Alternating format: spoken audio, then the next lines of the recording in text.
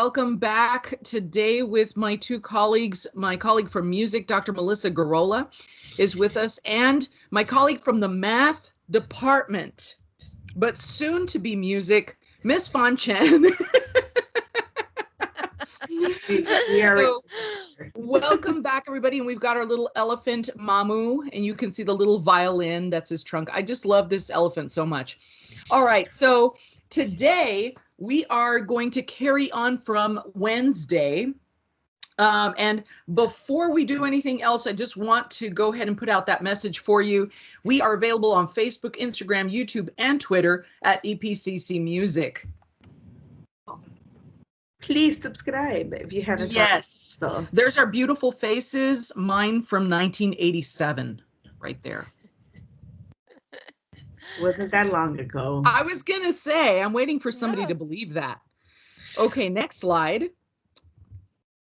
Okay, today, the Harmonic series. Hang on to your seats, folks. And if you guys need any of us to slow down on anything, please just let us know, because it is a lot of information. The Harmonic series is pretty complex. Yeah. All right, guys. Well, good morning. Don't forget that we're going to be taking a lot of notes. So especially for you theory students, you make sure you have a notebook, pencil, or pen handy so you can take notes.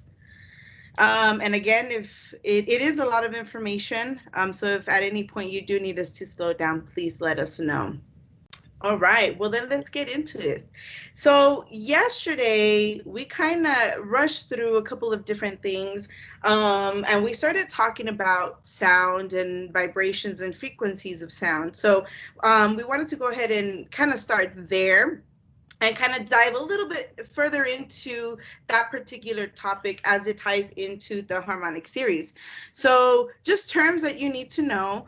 So sound is basically the sensation perceived by the organs of hearing when vibrations or sound waves, right, reach our ears. And they're around us everywhere, right? They exist naturally, okay? So then what are those vibrations? So vibrations is basically the periodic motion of substance. When you play an instrument, right, the parts of the instrument, the strings, the soundboard, everything around it, the air also vibrates. So if you pluck a string, the others are also vibrating at the same time, and so is the air around it, all the way up and all the way down. Okay, so then these vibrations are what we call frequencies. They are measured by hertz, or to get more complex, the number of compressions, refraction cycles that occur per units of time, usually 1 second. That basically means that when sound is heard, there are all these other sounds that are basically happening at the exact same time. It's just that some of them are more audible to the ear, where others are not. All right, can we move forward? Thank you. So we have 4 basic properties of sound. We have our pitch, right, which is the vibration of the frequencies as heard as vibrations in pitch, or the highness and lowness of sound or a tone, right? The greater the frequency, right, the higher the pitch, the lesser the frequency, right, the lower the pitch. And then that is also kind of put together with intensity, how loud something is, right? The loudness or the volume of that tone or the pitch, right? And then that also is put together with duration. So how long that particular sound is going to last, okay? And each sound that we hear gives off a specific timbre, a tone, color that distinguishes it from any other sound that we hear, okay? So all of these properties together are eventually going to give us our harmonic series, okay? You can go ahead.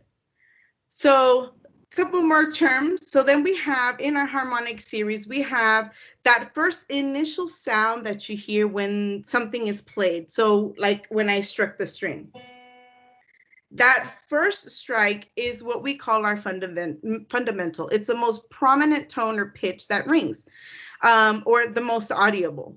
Okay, so while that particular string is actually vibrating, right, we have the overtones or harmonics, another frequency that is added to another tone that are happening at the exact same time.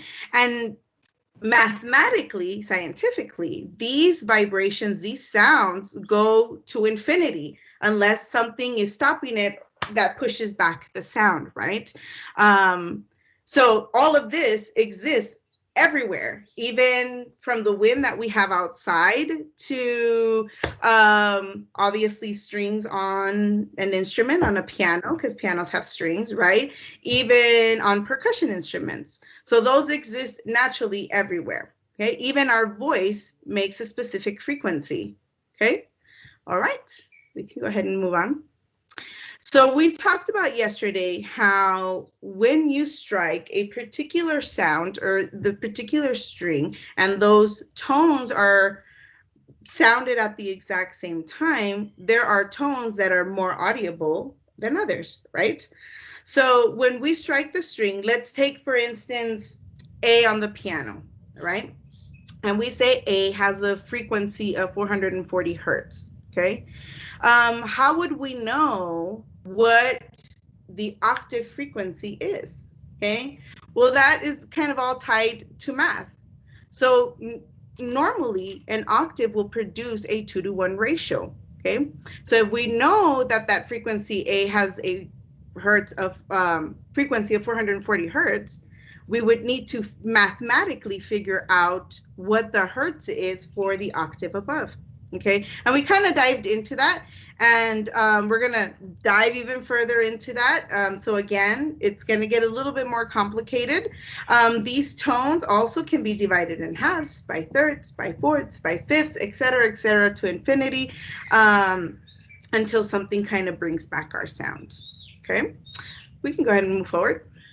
So I kind of mentioned a little bit of these ratios yesterday. So what I basically said was the simpler the ratio is, the more consonant the interval, which means that it's very pleasing to our ears, right?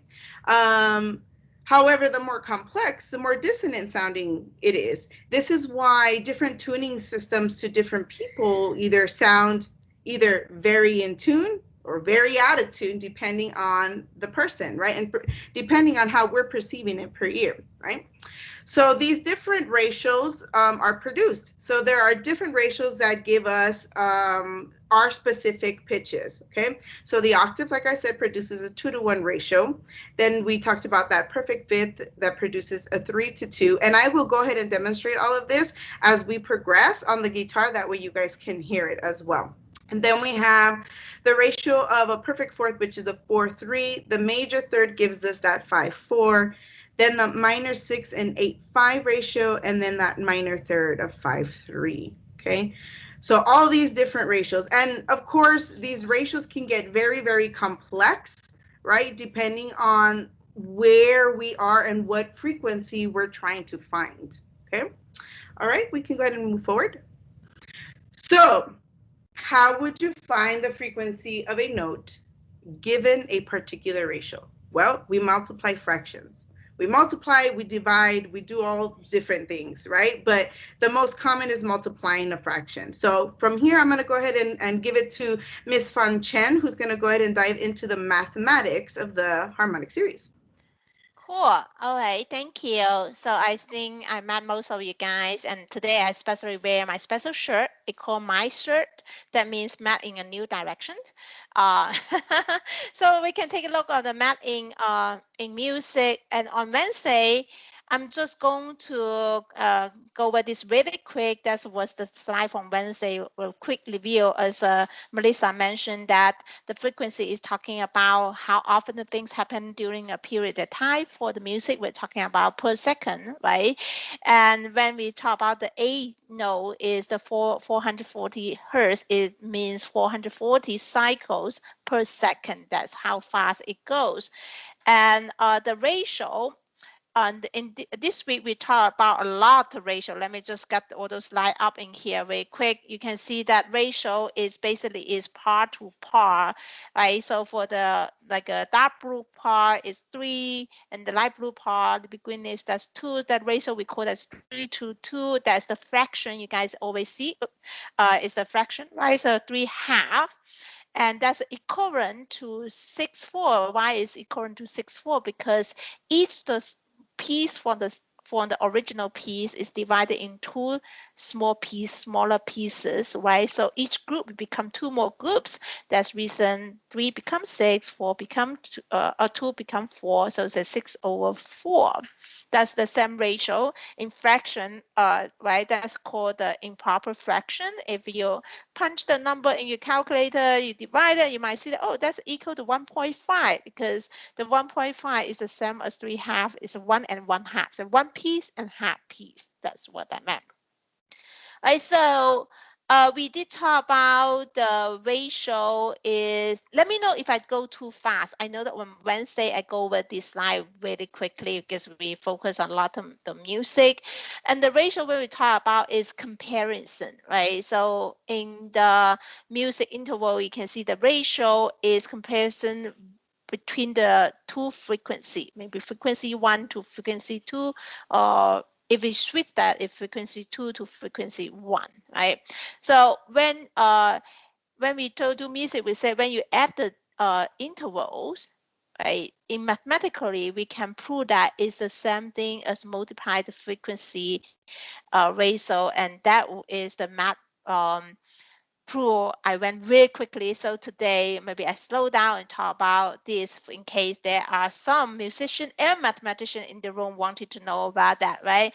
So if I'm assume like in math, we a lot of time math working because based on a lot of assumption, we put ourselves in this ideal bubbles, right?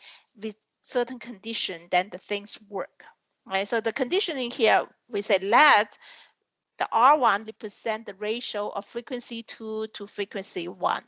And R2 is representing the ratio between frequency 3 and frequency 1.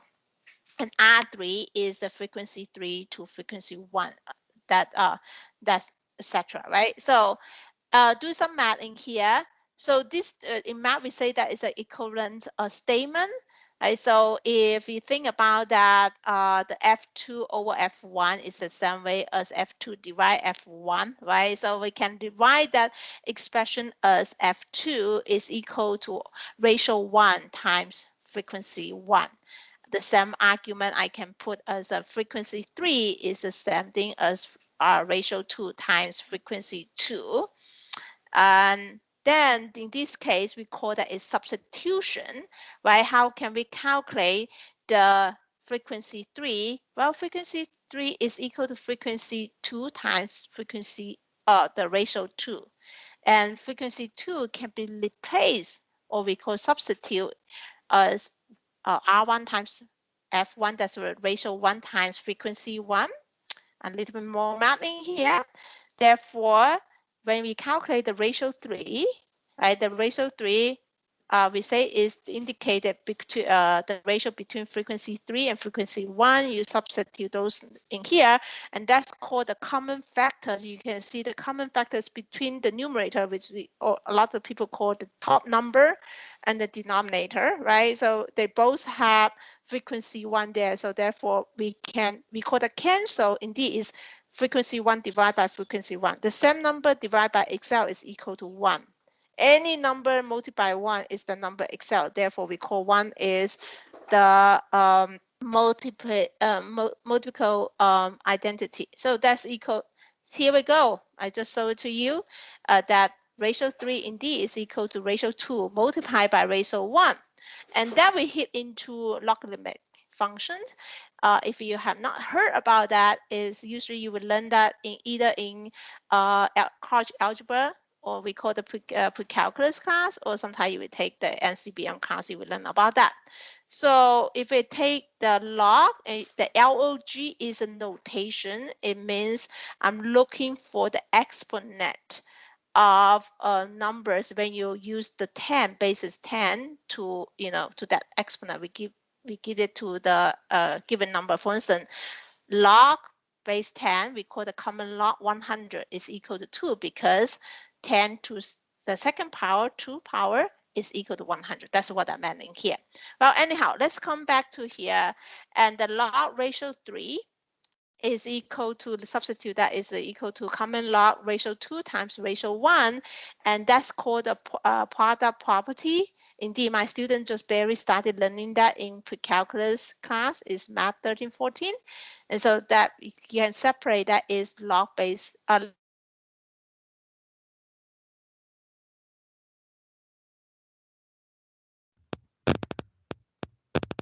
I don't know if I'm the only one that just lost your sound. Yes, we lost her. Okay. You want to text her real quick? Pause, guys. Yeah. Let's see.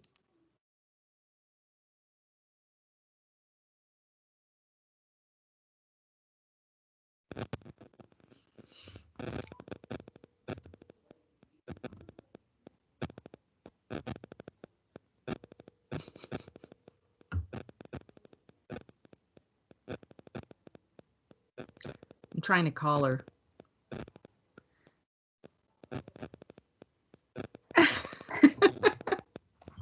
I think we're missing some really good stuff here. I know, right? Yeah. Yeah. Sorry, guys. Hold on. Let me see.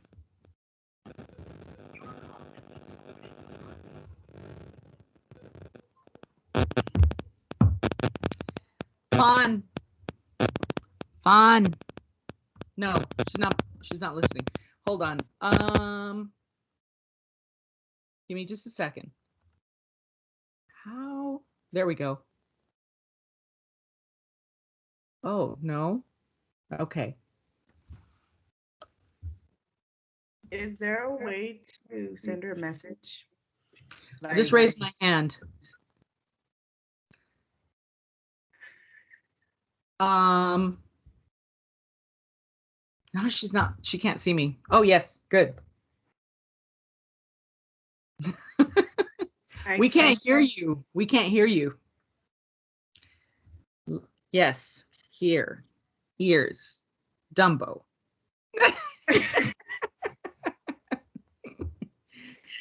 Your microphone.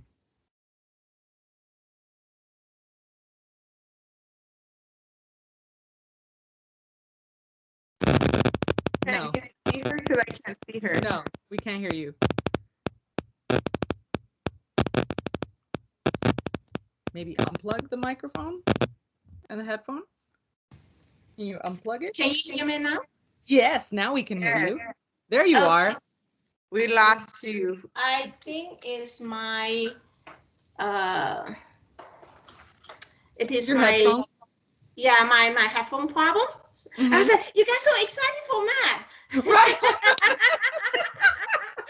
was like, oh my goodness, great. My goodness, that's great. So Awesome. Okay. if you want to go back to the previous slide, Fawn, Okay. we lost you at the log. Yeah. The log. Before, I would say before you put up that little picture there. Okay, so since you already have seen the picture, I'm not going to keep this picture as a secret. Okay. Okay, so that is what the common log basically is looking for exponent. As I don't know if you heard that part. If you have not heard that, welcome to my math 13-14. Come into my class and I dive into detail and show it to you what the logarithmic function is doing. And basically we are looking for the exponent with the power we usually talk about.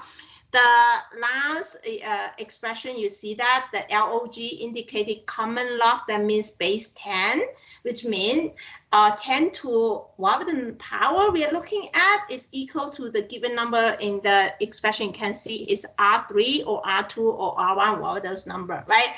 And the property I'm using in here is called product property. Basically, if you multiply the two numbers have the same base. In this case, is 10. Base is 10.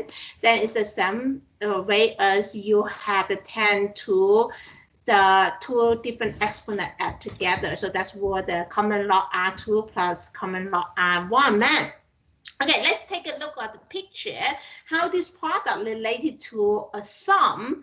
I'm very learning music. I learned that, okay, wow, if we have 3 pitches in here, right, they each have different frequency, right? Frequency 1, frequency 2, F1, F2, and F3. And we talk about the distance. To me, math, right? The distance between the 2 pitch in the music we call that is an interval. So there is the interval 1 and interval 2 describing the distance between pitch 1 and pitch 2, and then pitch 2 and pitch 3. And from the graph, you can see, okay, the interval from frequency 1 to frequency 3 definitely is the sum, right, between the 2 smaller intervals. Just like I'm going to campus in the middle, I stop by Albertson. Oh, by the way, I'm not going to stop by Albertson because they don't mandatory to wear masks anymore. So the distance between that is, okay, by home to Albertson and from Albertson to campus. It's the same way. So that is the interval. 3 is the same as the sum of the interval 1 and interval 2. That's what we talk about on Wednesday. Now, music, this is the exciting part. Usually I got very familiar with this multiplication, right? 5, 4 times 6 fifths. Right, so when we multiply fraction, that means you take portion of a portion, multiply in math. If you translate it to daily language, that's off, right? So that means it's 4 feet of 6, or 4 of 6 feet. Sorry, it's 8 something in the morning. And so usually we will multiply the numerator together and multiply the denominator together. So the numerator is 5 times 6 is 30, and denominator is 4 times 5 is 20. 30 divided by 20. They both have common factors 10. We divide both by 10, so it's 3 over 2. That's one way. And as I mentioned, that's the part you heard me. I said that I was a lazy one. My mom said, you're always so lazy, because I always trying to find shortcut. And I noticed that before I multiply to get a big number, I noticed that both numerator and denominator, they will multiply by 5. That means that one is going to divide it into 5 groups. What I will do is, okay, I'm going to cancel the common factors, which is, I'm just using 5 divided by 5 first. Right, so that's 1. So I will get 6, 4. Simplify that, it's 3/2. That was the graph I showed it to you, right? 3/2. All right, let's relate it to music. What's music mean here? You see that 5, 4, that fraction is the ratio 5 to 4. From the interval table, I know that, oh, that's a major third. And 6 fifths, that is the minor third, right? And then at the end, when I got the result, the product is 3/2, which is 3 to 2. That's a perfect fit. Indeed, in music, if you have a major third plus a minor third, that's a perfect fit. I don't know if, Melissa, you have a sound to show that or no. If not, we can wait. I'm always curious, what's the major third plus a minor third sounds like? Is that sounds exactly like the perfect fit? Yes, well, if I do it on the guitar, it's very faint. Mm-hmm. So watch. We'll try to see. I'll demonstrate this again, but can you guys hear it? It's very faint. Mm-hmm. I heard a little bit. Okay. So very faint. Excellent. All right, so now I know. Okay, so you have, when you play that, is the same one. Okay, cool. All right, so that is how we see the ratio, right? So how we calculate the frequency. This is something we went over on Wednesday as well. I bring it back because I wanted to talk about a little bit more about the frequency related to harmonic series. When we talk about the ratio, for instance, if it means the ratio between 2 frequencies. If you know one frequency, then you can use the ratio relationship to find the other frequency. For instance, on the screen, you can see if I know frequency 2 is 440 hertz, I learned that that's a note frequency. And how to find frequency 1's frequency, the number, right? So just think about the ratio, and 440, that's the way I visualize that, and related to the 2, that means if I have 440 divided to two groups, that each group is 220 hertz. Then frequency 1, we take 3 groups of the 220 hertz. So multiply them together is 660 hertz. I can do that mentally right now, right? By looking mathematically, we say, okay, then you multiply both sides by 440. I think you might remember how your math teacher told you to do so. And then in there, I'm going to, 440 is multiply the 3 numerator to multiply together, because 440 have the invisible 1 denominator, so you have 2 times 1, right? So it become 3 times 440 divided by 2. I can use 440 divided by 2 first. That's 220. That will give us 660 hertz. You can do the math one, or you can use the idea what ratio mean, right? So once again, 440 related to the 2 portion, right? 2 group. Then if I take 3 groups, then will be 660. How about frequency 1 is 440. I still have the same number, 440, 3/2, right? But it's different frequency. That is, okay, my 440 is related to the 3 group. Wow, that's sometimes you might think, gosh, seriously, I need to do some non-integer number? Yeah, that's real life, right? So how can I find the frequency 2? Just think about on the screen, you can see 440 hertz divided by 3, because that's how I figure out, okay, in each group of the 3, how many hertz in each group. So 440 is going to divide by 3 groups evenly. That's what I meant. And then frequency 2, we take 2 groups as that, because that's a ratio 2, right? So I will multiply the numerator, 440 times 2 divided by 3. That's 880 divided by 3. That is 293 and 1/3. What it meant in math is basically each group will have 293 integer frequency hertz, and then you have 1 hertz left over, but this 1 hertz need to divide it into 3 groups. So each group got share 1/3 of that. So that's what the 293 and 1/3 meant. And if you punch that into a calculator, you can see the 3 is going infinity, repeating, right? We round that as a 293.3 hertz. So that is how we calculate the frequency. All right. Well, when I heard about the intervals and how about the music note, I was like, oh my goodness, I cannot remember all those stuff. I tried to find a way to be easier for me to memorize the stuff and find this perfect circle idea, and I can relate it to math, because you can see this is you can count the degree to find the intervals, the perfect circle, the whole circle, 360 degree in here. For instance, you have the notes, music note A, B, C, D, E, F, G in here, right? If I talk about from G to D, right? And we have a fit. How can we have a fit? And then you can see count to from the circle. G is 1, A is 2, B is 3, C is 4, D is 5, got fit. So from G to D, we have fit. Yay! I found that I'm pretty excited to find that way to relate it math and music, and also helping me with the memorize the music in interval. And I look at this one as well, because for my understanding, is that's not always whole step, right? That's not half step. Learn about the sharp. It's just this week. I really don't know music. Just this week I learned about that.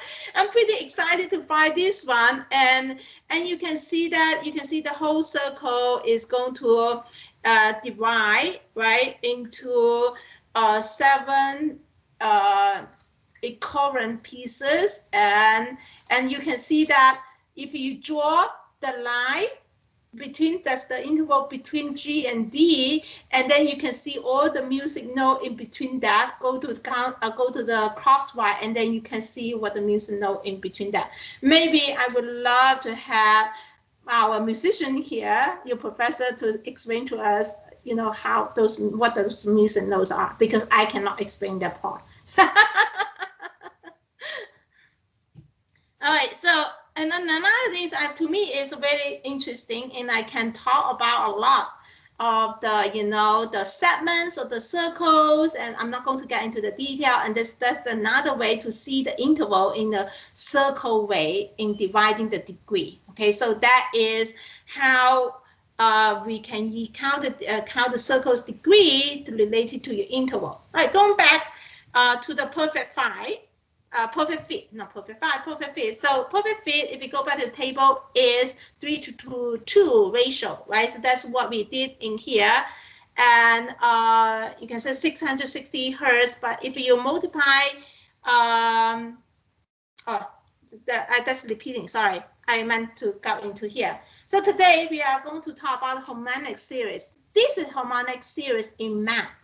The little capital E, because my math student always say, what is the E thingy? No, that is the notation of summation. That means you can see n equals 1. That means your n, the number is going to take from 1 integer and count all the way to the top number. That's called the upper bound. And the little sleeping 8 is infinity. That means go forever, right? So for this expression, that means 1 plus 1/2 plus 1/3 plus 1/4 plus 1/5 and on and on and on and on. Guess what? It's amazing. All those numbers is less than 1 except 1, right? But when you add all those numbers together, we call this series diverse, because the sum is going to go to an infinity numbers, like big numbers. So how that related to you guys are learning in your classroom? Just think about 1 plus 1/2 plus 1/3. Let's take a look what 1 means. 1 is the whole. I think Melissa is going to talk about the string later on. And if you divide that into half, right? So that's 2 pieces, that each of those are half.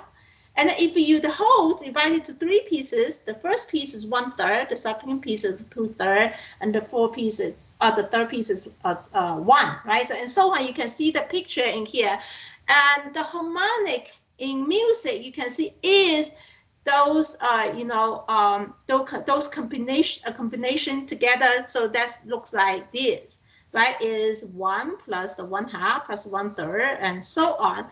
Let's take a look, and for my understanding of the sound, when you play music, it's not a single sound in there, it's a sound overlap. So I found this very cool one and show it to you, the overlap of the sound, and indicated the harmonic series in here. Let's listen.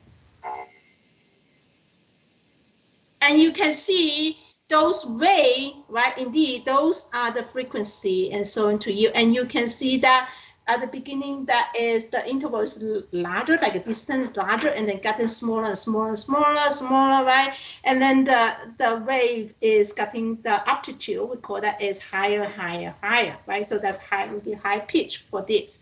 All right. Hey, more math, a little bit more math. Then I will love you to go back to music. Here's the interval table. I add another one on the side. Is from the harmonic. If you take a look at the octave, the ratio is 2:1, and that is from the harmonic 1 and harmonic 2. Okay, and fit is what, 3:2, so it's harmonic 2 and 3 and so on. You can see the pattern. And I wanted to show to you how we calculate this frequency using this harmonic, right? If the A frequency is 440 hertz, we know that. And if we say, okay, how about take a look of the major third, right? Major third. The next music note, the ratio is major third is 5:4, which is 1.25. Okay, so let me calculate that frequency. I'm using 440 hertz times 1.25 is the same idea as 440 times 5.4. Either way, okay, if I do this multiplication, that means I'm going to multiply the numerator together, denominator divided by the denominator's product, right? So I see the 440 multiply by 5 and divide by 4, and 440, I think about it, I can divide it into 4 groups, Each group is 110 hertz. And I have 5 groups of that, so that's 550 hertz. Indeed, that is the frequency of C sharp. Right, so that is the next one. How about I go backward and go below, not above? If I go below, once again, is your A note frequency is 440, and I still take a look of the major third, which is the ratio is 5 to 4, which is 1.25, and F is a major third below A, right? And so how can we find F's frequency? Well, then we know when we go above, we multiply the ratio, right?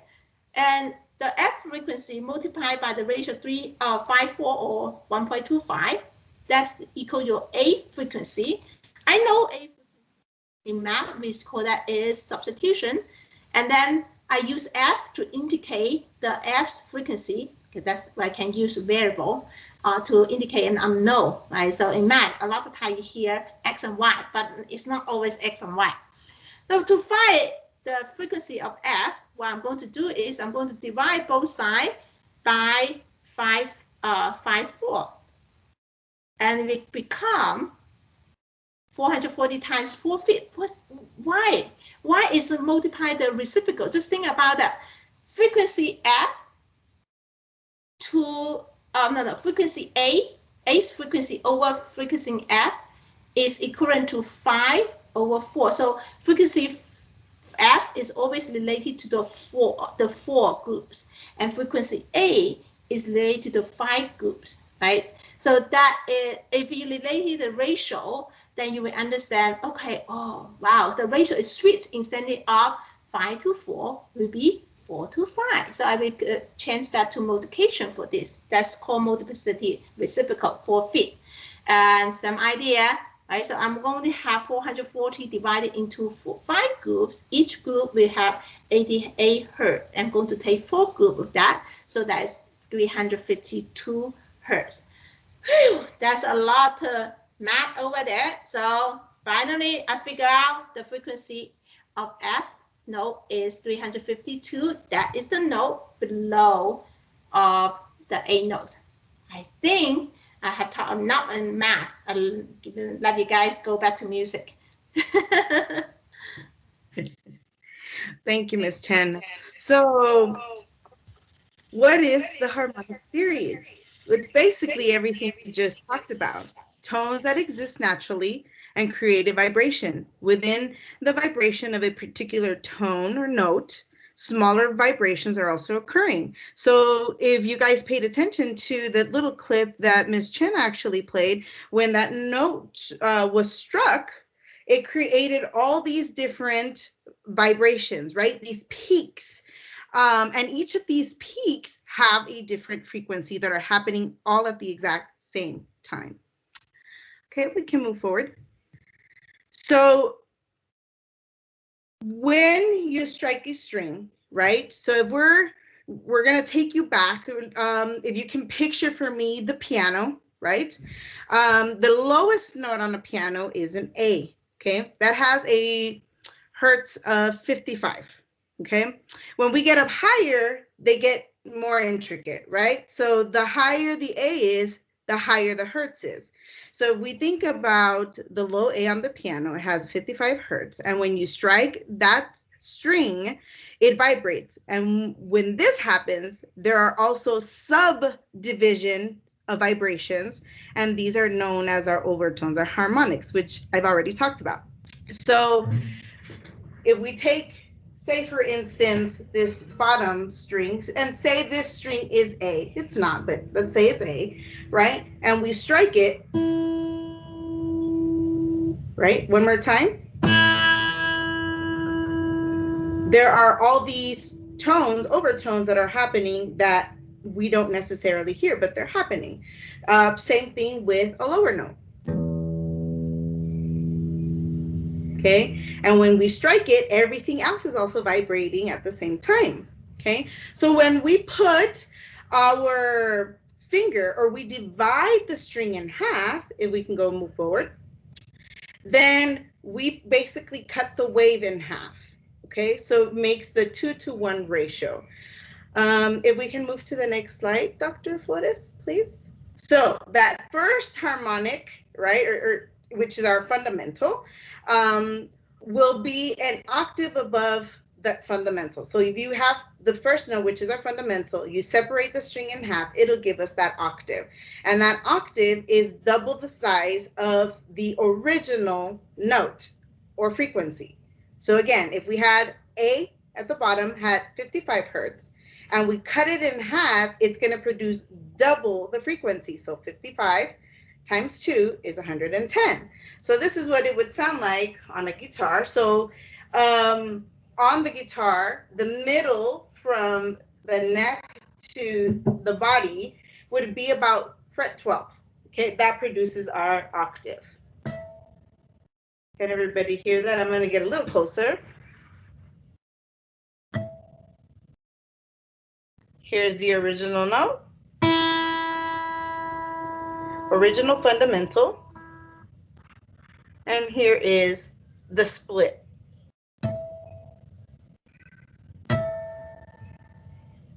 Okay, all right, so when we divide that in 3, then we have basically the octave plus the 5th. So, and that occurs on the 7th fret. So I'm going to play the fundamental for you. And then hopefully you guys can hear the next one, which is a 5th. Very faint. We can hear it. Okay. All right. Go ahead and move to the next slide, please. So that was the second harmonic will be in E, an octave plus a perfect 5th above that fundamental. So if we take the 55 hertz plus the first harmonic of 110, right, which is our octave, it equals to 165 hertz. Okay. So what if we take it in 4, right? Go ahead and go to the next slide. So the third harmonic A will be 2 octaves above the fundamental, okay? So you basically have 220 hertz. Since we are in a 4-to-1 ratio, which is the same thing as a 2-to-1, right? Meaning that we had 4 rotations of that wave, we take the initial frequency of that fundamental, that first A, which is 55 hertz, and we split it into 4. So we multiply that by 4, which gives us 220 hertz. Okay. All right, let's go ahead and move forward. So how does that look in music? Well, if you see that bottom A was the 55 hertz, and then we did the octave split, which is the 2-to-1 or half, which gave us 110, right? And then we went up the 5th, which gave us 165. And then if we went up again, right, that gives us the other octave, right? So it's 220 hertz. So your job is to find out what the other frequencies are, what the hertz are for these frequencies. Hopefully you were paying attention, okay? All right, let's go to the next slide. Okay, so this is our time to kind of put all of this math into good use. So we're going to break up into groups, 2 to 3 groups, and we're going to work on the harmonic worksheet that is in the files tab inside of the room. We can also share it here. So if you guys will give us a moment, we're going to go ahead and start breaking you up so that you guys can start working on these. Is that file there for sure? Yes, we moved it over. Okay, because if not, I can share it really quick before we run off, as long as I can find it, and then I'll put everybody in the rooms. Let me share it right now. Okay, it's loading. It's very exciting. And there it is. Okay, cool. So that's the file, you guys. It's in the chat. And I'm going to go ahead and send everybody into the rooms. Okay? All All right. Thank you.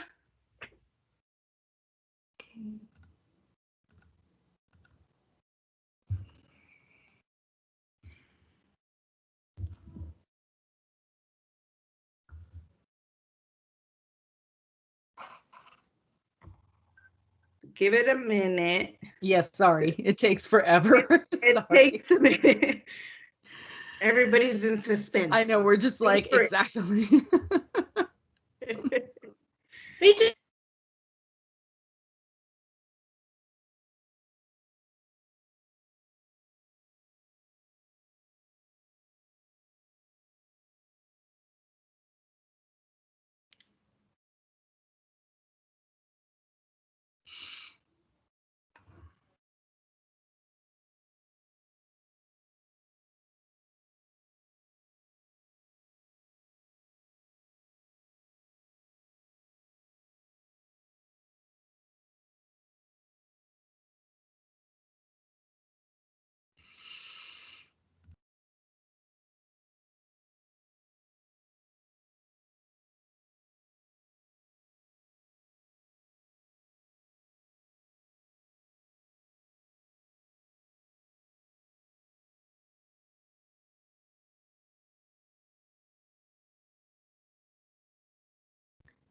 Hi, Fawn.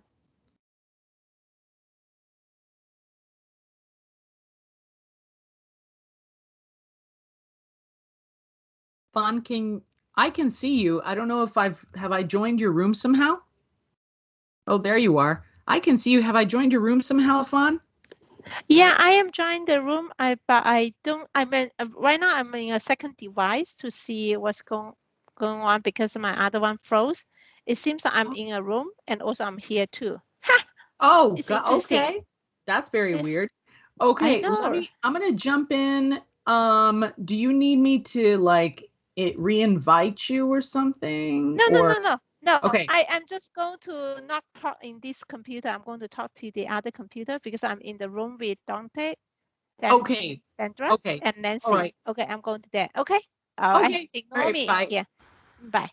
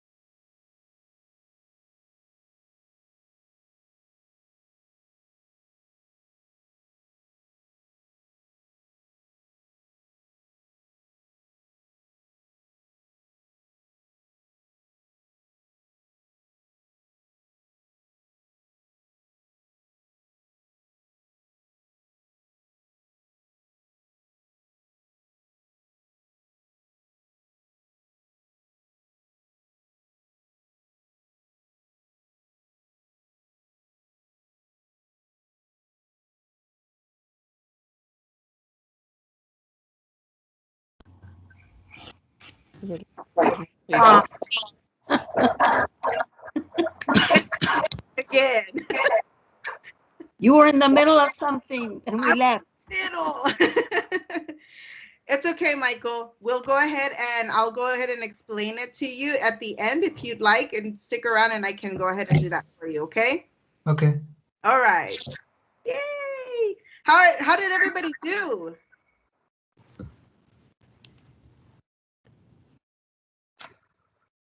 Is everybody? Ooh, back.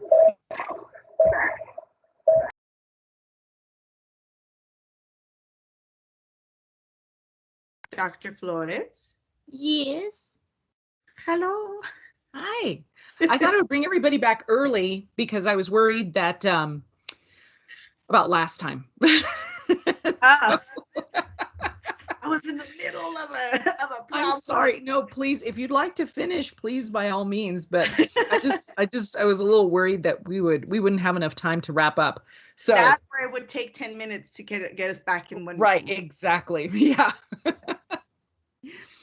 That's okay. We can keep going. I can go ahead and answer Michael's question at the end. Okay. I don't know if Fawn wants to share the screen again.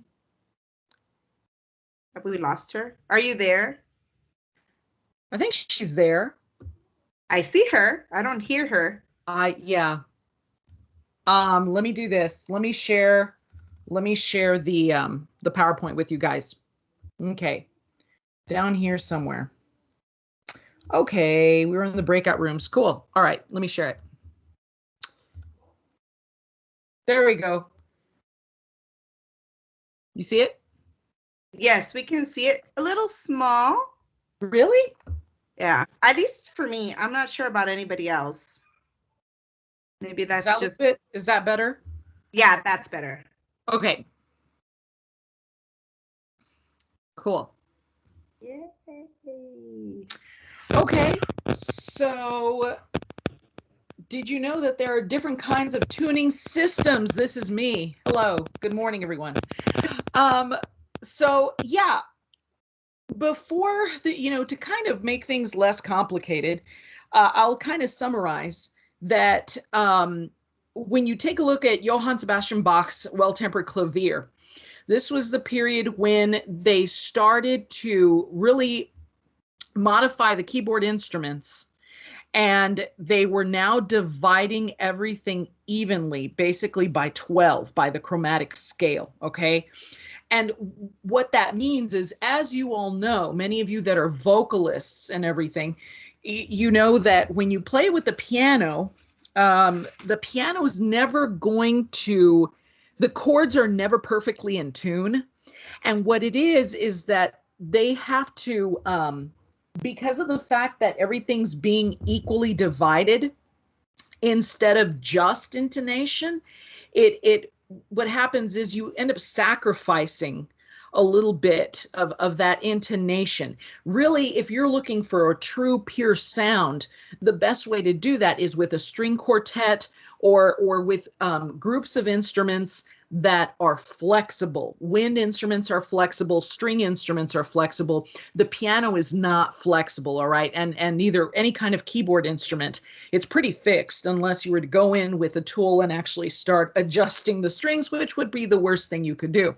So temperaments are different systems of tuning, basically. And if I can change the slide, there we go. Yeah, and I'm glad Melissa added this slide. So they started to divide up everything. Before Bach's time, a lot of keys were avoided, okay, because of the intonation. If you think about B major, for example, you don't see a lot of symphonies in B major before this, almost 1800, really, mid 1800s is when you kind of, they start to delve into more distant keys. By the 1900s, now we can pretty much do anything. By the time you hit Mahler, for example, the symphonies by Mahler, he literally goes through, I want to say, every single key in the circle of fifths. So between each of the pitches is a semitone, which is formed, and between each one, they are in equal size. And so it's not truly in tune, but this is called equal temperament. And this is what we use today.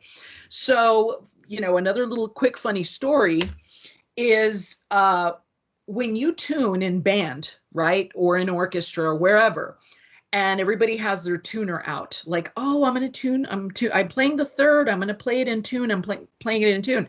When the tuner says 0 and you're playing the third of the chord, you're still wrong, actually, because the major third needs to be, hold on, it needs to be negative 14 cents, all right, to truly be in tune, okay?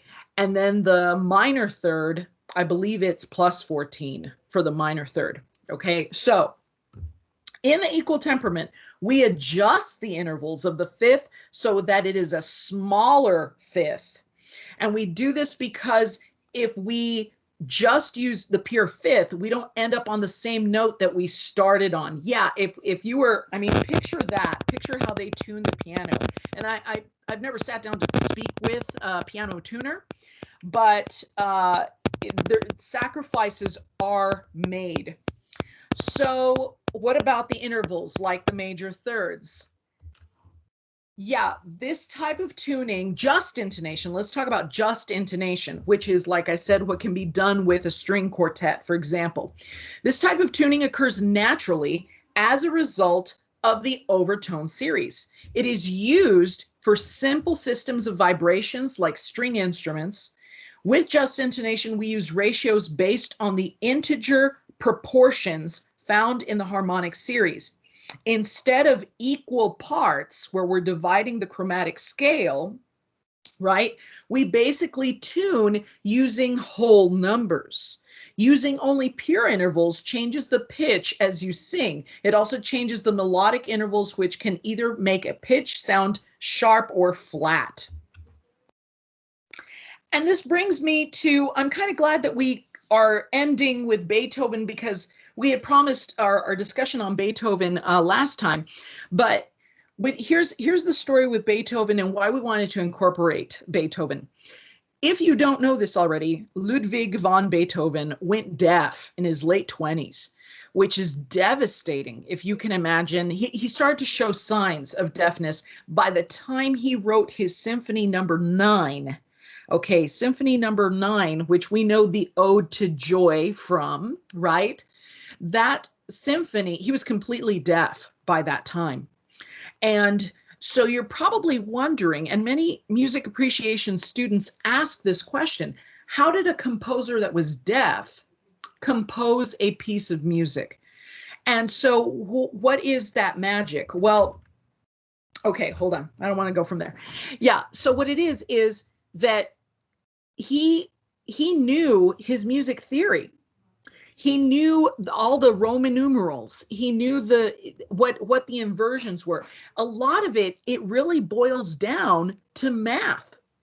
Okay, he saw the patterns. He knew if you think about a chord progression, 1 4 5 1, right, for example, which is kind of a dumb chord progression, very basic, but it's so simple, and it's the same recipe. I mean, you can pick that chord progression, pick a key, spin the wheel, pick a key, let's say C minor, and use that chord progression, and it's going to work. And so he knew this, and he knew his intervals, but also he could also obviously still hear a lot of things in his mind, in his head, because most of his life he was a musician, right? But it really, if you think about that, music is just a kind of an extension of math. It's audible math is basically what it is. Okay, so let me ask you guys, if you have any questions, did you add up everything correctly in your little workout sheet, your worksheet there? I know Joel did. I can confirm he did. Joel was cheating because he had Edith. Do we have a question? Let me see. Let me check the chat room because I see you're welcome, Miss Morgan. A little bit of fun facts. Does anybody know when Beethoven was completely deaf, right? How did he figure out, like, how did he feel the vibrations of the music? Does anybody? There's a lot of theories out there. Does anybody know any theories? Michael, do you have an answer? Like you're asking of how did he like, even though he was deaf, like how did he feel the vibrations of the music? Yeah. I don't think this is necessarily the correct answer, but my answer is because at the time when Beethoven was alive, like deafness was like little known, and like you didn't have the technology to like ways for deaf people to like at least feel the vibrations of the sound waves. So he had, whenever he would rehearse with or compose with, no, not compose, or perform, I mean, he would have like this big like this I don't know what it is. It's like a tube in his ear or something like that. Yeah, it's one way, Kyle, that he would use that when he actually had still some hearing. Other stories are that in order to feel the intensity is he sawed the legs off of his piano and set it on the floor and put his ear to the floor so he can feel the vibrations.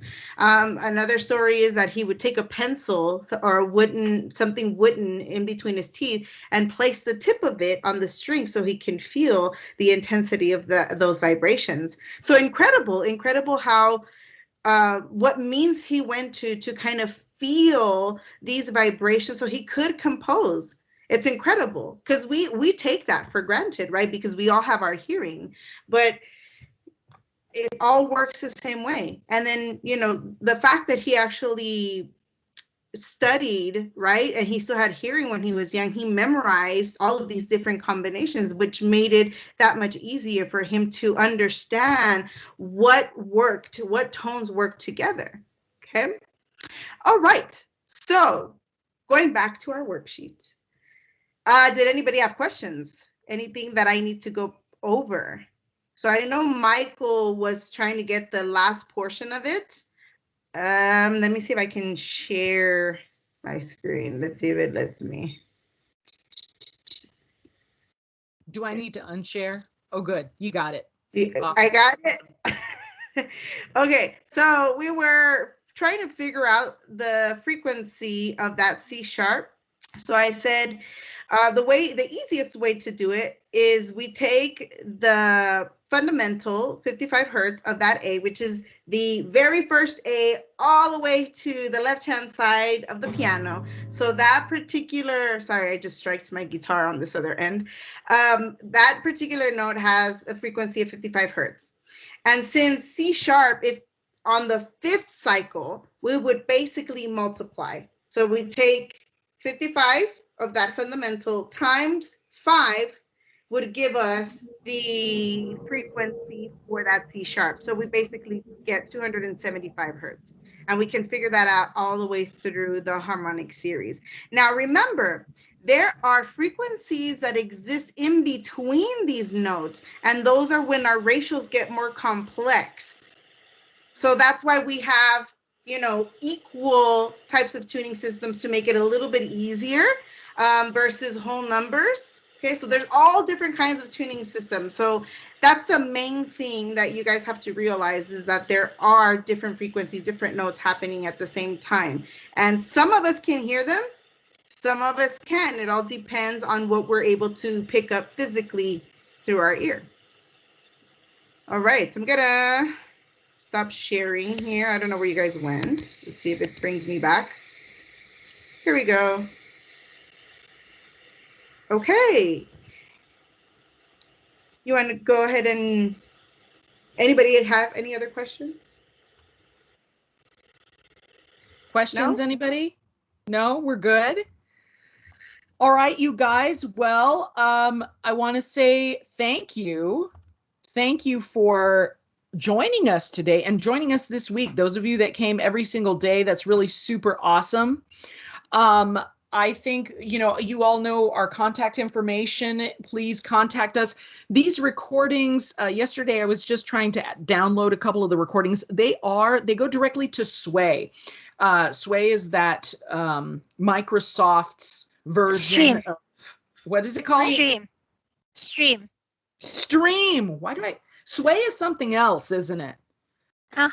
Yeah. Okay. Stream. I'm sorry. Microsoft Stream.